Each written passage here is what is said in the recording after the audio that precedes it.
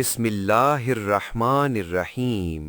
السلام علیکم ناظرین، ذرا تصور کیجئے ایک ایسی قوم کا جسے اللہ تعالی نے زمین کے بہترین علاقوں میں آباد کیا تھا، ایسی سرزمین جہاں کی ہوا نرم اور خوشگوار تھی، زمین نہایت زرخیز تھی اور جہاں دریا شفاف پانی کے ساتھ بہتے تھے۔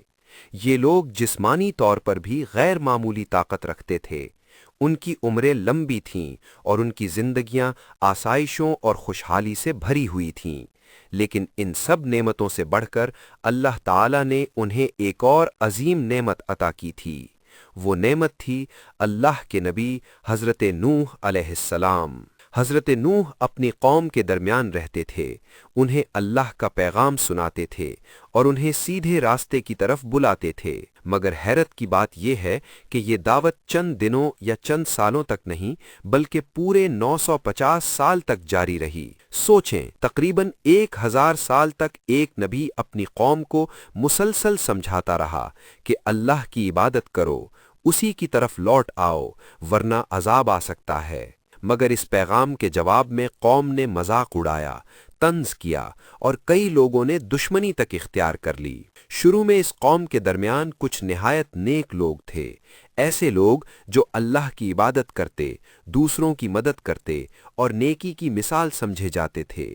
ان نیک لوگوں کے نام تھے ود، سوا، یغوث، یعوق اور نصر۔ جب یہ نیک لوگ دنیا سے رخصت ہو گئے تو پوری قوم غم میں ڈوب گئی۔ کسی نے مشورہ دیا، کیوں نہ ہم ان نیک لوگوں کی تصویریں بنا لیں تاکہ انہیں دیکھ کر ہمیں نیکی کی یاد آتی رہے۔ ابتدا میں یہ صرف یادگار کے طور پر تھا، پھر کچھ عرصے بعد کسی نے کہا تصویر کی بجائے مجسمے بنا لیے جائیں تاکہ یاد اور زیادہ تازہ رہے۔ چنانچہ مجسمے بنا دیے گئے۔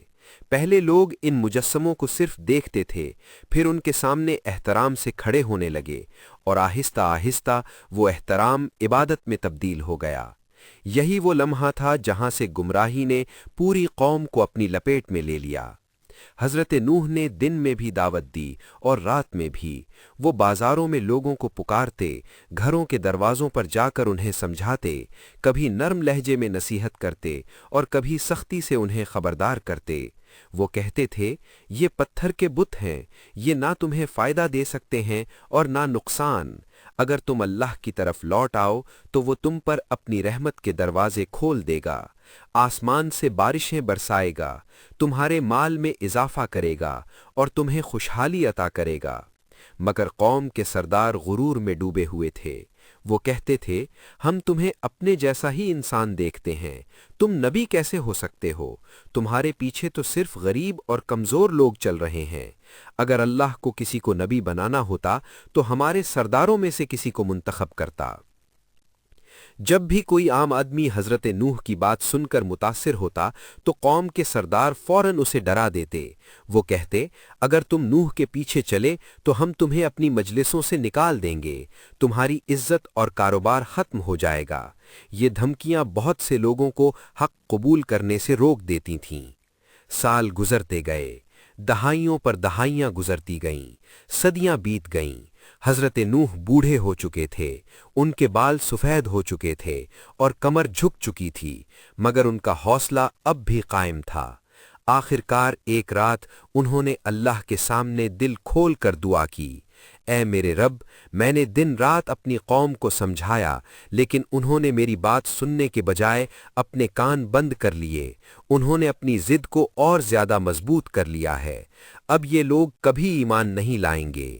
پھر اللہ تعالیٰ کی طرف سے حکم نازل ہوا، اے نوح، ہماری نگرانی میں ایک کشتی بناؤ اور ظالموں کے بارے میں اب ہم سے کوئی بات نہ کرو کیونکہ ان کا فیصلہ ہو چکا ہے۔ حضرت نوح نے فوراً کشتی بنانا شروع کر دی۔ ریگستان کے درمیان جہاں دور دور تک پانی کا نام و نشان نہیں تھا، وہاں لکڑیاں جمع کی جا رہی تھیں اور تختے جوڑے جا رہے تھے۔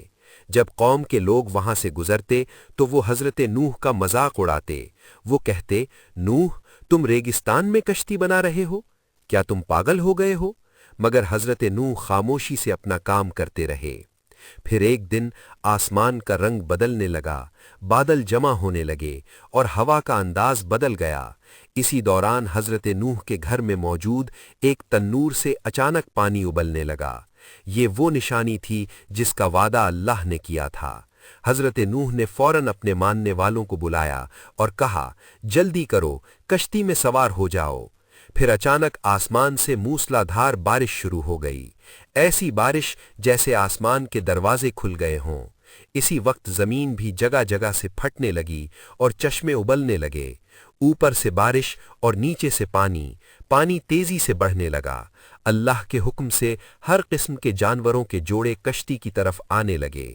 شیر، ہرن، بکریاں، پرندے اور رینگنے والے جانور سب کشتی میں داخل ہوتے گئے۔ جب سب سوار ہو گئے تو کشتی کے دروازے بند کر دیے گئے۔ باہر لوگ چیخ رہے تھے، نوح ہمیں بھی اپنے ساتھ لے لو، لیکن اب بہت دیر ہو چکی تھی۔ اسی دوران حضرت نوح نے دور دیکھا کہ ان کا اپنا بیٹا پہاڑ کی طرف بھاگ رہا ہے۔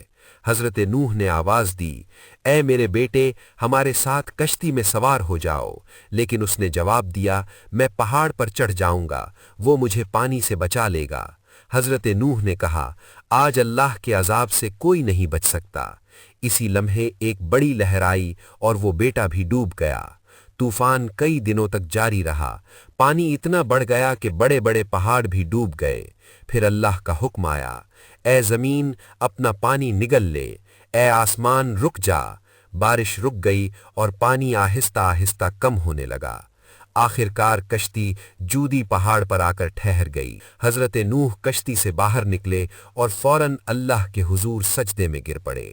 یہ کہانی صرف ماضی کا واقعہ نہیں بلکہ ہمارے لیے ایک سبق ہے۔ آج ہمارے بت پتھر کے نہیں ہیں، آج ہمارے بت ہیں تکبر، دولت، شہرت، سوشل میڈیا کی دیوانگی اور دنیا کی اندھی دوڑ۔ قوم نوح کے پاس 950 سال کا موقع تھا مگر انہوں نے اسے ضائع کر دیا۔